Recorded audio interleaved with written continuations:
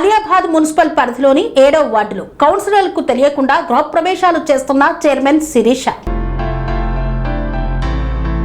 మేడ్చల్ నియోజకవర్గంలోని అలియాబాద్ మున్సిపల్ పరిధి 7వ వార్డులో స్థానిక కౌన్సిలర్ కు కనీస సమాచారం ఇవ్వకుండా ఇందిరమ్మ ఇళ్ల గృహప్రవేశ కార్యక్రమాన్ని మున్సిపల్ చైర్మన్ శిరీష నిర్వహించారని ఆరోపణలు వినిపిస్తున్నాయి. గతంలో కూడా ఇదే తరహాలో కౌన్సిలర్లకు తెలియకుండా పలు కార్యక్రమాలు నిర్వహించడంపై అభ్యంతరాలు వ్యక్తమైనప్పటికీ చైర్మన్ తీరులో ఎలాంటి మార్పు రాలేదని స్థానిక ప్రజా ప్రతినిధులు అసంతృప్తి వ్యక్తం చేస్తున్నారు. వార్డులో జరిగే అభివృద్ధి సంక్షేమ కార్యక్రమాలపై స్థానిక కౌన్సిలర్ కు సమాచారం ఇవ్వడం ప్రోటోకాల్ అయినప్పటికీ చైర్మన్ శిరీష ఏకపక్షంగా వ్యవహరిస్తున్నారని ఓ కౌన్సిలర్ పేరు వెల్లడించకుండా ఆరోపించారు. ఇందిరమ్మ ఇళ్ల లబ్ధిదారుల ఎంపిక గృహప్రవేశాల నిర్వహణలో వార్డు కౌన్సిలర్ ను సంప్రదించకపోవడం వల్ల లబ్ధిదారులు కూడా ఇబ్బందులు ఎదుర్కొంటున్నారని తెలిపారు. ఈ అంశంపై పార్టీ పెద్దలు జోక్యం చేసుకుని ప్రజా ప్రతినిధులందరినీ సమన్వయం చేసుకుంటూ కార్యక్రమాలు నిర్వహించేలా చర్యలు తీసుకోవాలని కౌన్సిలర్లు కోరుతున్నారు.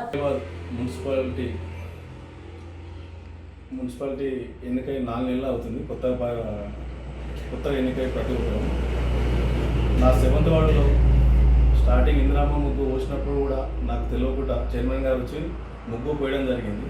నేను బాడీ మీటింగ్లో ప్రశ్నించగా నేను కొత్తగా ఎన్నికైన చైర్మన్ కాబట్టి నాకు అనుభవం లేదు కాబట్టి ఒక్కసారి క్షమించంటే సరేలే కొత్తగా ఎవరైనా పొరపాటు చేస్తారని అప్పటికి మేము విడిచిపెట్టినాము.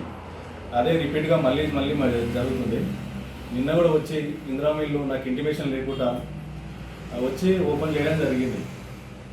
ఆమె ప్రతిసారి మమ్మల్ని అవమానించడే తప్ప ఏం లేదు. మేము అభివృద్ధికి ఏడా అడ్డుపడతలేము. నేను కూడా ఊరిని రిపోర్టర్లు అడగంగా ఆమె నాకు ఫోన్ చేయకున్నా కానీ ఫోన్ చేసి కానీ అబద్ధం ఆడింది కాబట్టి నేను ఇంత రియాక్ట్ అవ్వడం జరిగింది. అంటే స్థానికంగా జరుగుతున్నటువంటి అవమానం అనుకోవచ్చా? ఇది నువ్వు అడుగుతున్నా, ఇది అవమానం లెక్కనే ఉంది. నన్ను కించపరిచే విధంగానే ఉంది.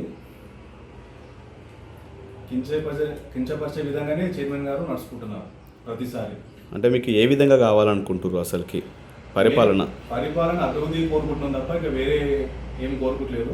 నా వార్డులో ఏమైనా నాకు తెలియాలని కోరుకుంటాం. నేను కూడా ప్రజలచే ఎన్నుకోబడిన ప్రజాప్రతినిధిని కాబట్టి నేను ప్రజలకు జవాబుదారినిగా నేను కూడా నా వార్డు పట్టుకు